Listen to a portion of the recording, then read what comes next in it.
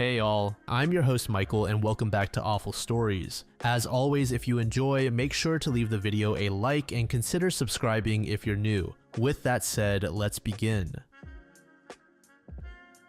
The story was made in the AITA subreddit by a user named Leon Cruel. The post is titled, "My parents are livid because I'm not allowing them to see my daughter after they spanked her. I created this account just to talk about this because it seems like all of my family, except my wife, is on their side. For context, I live abroad and this is only the second time my family has met my daughter. My wife, 28F, and I, 28M, flew down for the holidays as well as an extended vacation so my daughter, 3F, could get to see my home country and have a fun, different experience. We spent New Year's at my parents' with my extended family. Everything seemed to be going well until, on the 3rd, my wife and I left the house to run some errands and left my daughter alone with my parents. My daughter is a very smart girl. She loves talking, she's sweet but opinionated, and we like to encourage that. We want her to know that her voice and thoughts matter and that we are there to listen. My parents, however, seem to disagree.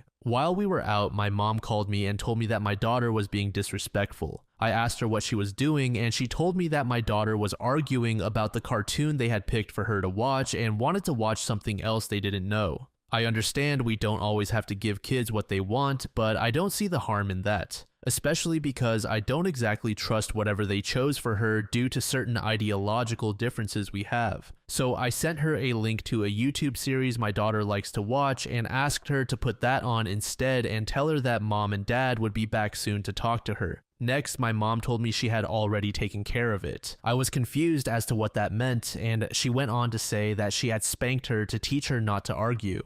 Needless to say, I was furious. I hung up, told my wife, and we immediately dropped everything and drove back. We do not spank, we never have, and never will. As someone who has spanked a lot for the most unnecessary and stupid reasons, I understand it does not work and only harms the child. And yes, I had mentioned this to my parents. We had a pretty ugly argument when we arrived, but I kept my position clear. They did not have the right to do that, and I wouldn't be taking it lightly. My parents are very set in their ways, and they refuse to apologize or even acknowledge that what they did was wrong. If not for the spanking itself, then for doing it without my permission. Long story short, we packed up that same day and left. I called the hotel for the next city we were visiting and booked a room early. It was about a week before we were planning to leave. I made it very clear to my parents that I didn't want to hear any more excuses. I sent them some articles on parenting and child abuse and told them I wouldn't be talking to them or allowing them to talk to or see my daughter again until they had read those and contacted me to apologize and acknowledge that what they did was horrible and wrong.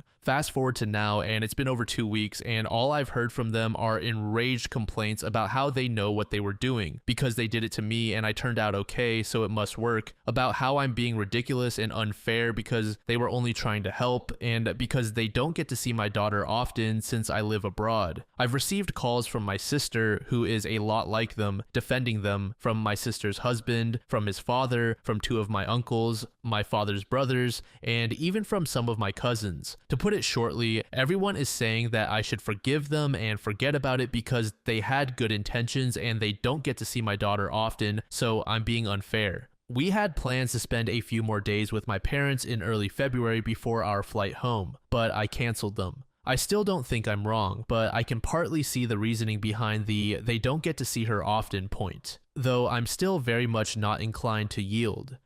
This post got a lot more attention than I was expecting. I showed it to my wife and we decided to block everyone who has been calling and texting us about the situation. We'll enjoy the rest of our vacation in peace. Once we're back home, I'm going to call my parents and explain to them one last time why what they did is unacceptable. I will not be allowing them to be alone with my daughter ever again, and unless I can see for certain that they've learned and changed, they will not be seeing her again at all. I'll keep them muted and contact them only if something urgent comes up in the family. I've also seen some comments debating spanking kids, and I believe this is a discussion we as humans shouldn't even be having anymore. Spanking or any kind of physical punishment is abuse, and there is never any excuse to resort to violence. If a child is too young to reason with, they won't understand why you're hitting them. If they are old enough to reason with, then reason with them.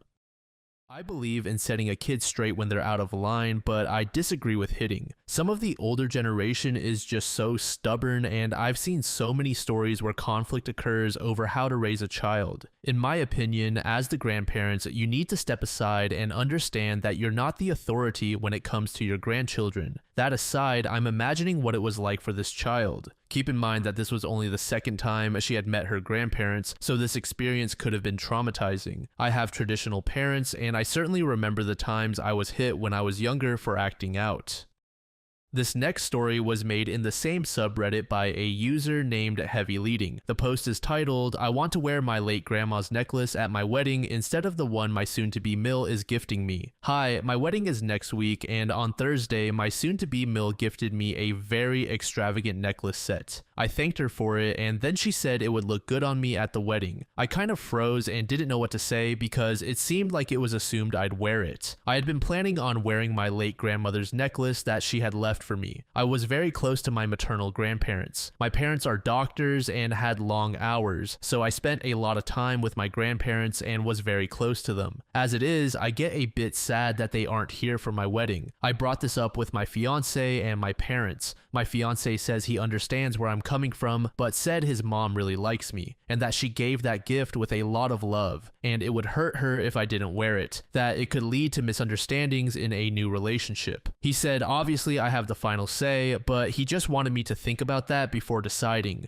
My mom is really sympathetic to me as well, but she also says that my grandmother would understand, and echoed my fiance's sentiment that my Mill had given it with love. I understand all that, and I like my Mill, and I don't want to seem difficult by rejecting a gift like that, but I also just want to wear my grandmother's necklace. Editing this to add my answer to a suggestion in the comments about wearing a different necklace to the ceremony versus the reception. That could work. The only thing is, both events are not the same. We're an immigrant family, so when I say wedding, I'm talking about the Ruksadi event, which is the main one where at the end, I'm supposed to leave my parents' household and leave with my husband. This has basically anyone we remotely know invited. Then a couple of days later is the Valima, basically a reception hosted by the new couple, which in our case is a far smaller event. I'd be okay with wearing my Mill's necklace at the Valima, but my Mill had wanted me to wear it at the Ruksadi. Thanks for all the advice in my last post. I truly appreciate it. I agree with what some had said, that I should have just spoken up at the time. I messed up, I just froze, and I guess I foolishly thought it would all magically go away. I considered a lot of the comments and their suggestions. My Mill's necklace is quite a handful on its own. Adding it to my grandmother's necklace would leave no breathing room and it would take away from my bridal dress. But the most important suggestion was the one I'd been avoiding, which was to talk to her directly. I stopped by her place yesterday after doing some shopping. I went by myself. I brought up the issue and thanked her again for her gift. I told her I was sorry I had delayed this, but I had my heart set on wearing my late grandmother's necklace for the main wedding event. She asked to see it, and I showed her pictures of how it looked on me with my bridal dress. She gently said she thought the necklace she was giving had more detail and would complement my dress better. I said I understood that, but I had always wanted to wear it. I was close to her, and this necklace was the only piece of jewelry my grandmother had taken with her when she migrated after my home country gained independence in the 1940s. I guess she could see I was getting emotional, and she said it was fine. I could wear hers at the reception, but at the main wedding event, we could do a gifting ceremony on the stage where she could present me with the entire set and all the other gifts they had gotten me, with pictures taken of everything. I said that would work out perfectly. I hope she didn't take it the wrong way, and it didn't sound like she did. I'm glad I cleared it up because this had been at the back of my mind along with all the other wedding stress, so at least it's one less thing to worry about. Thank you for the help.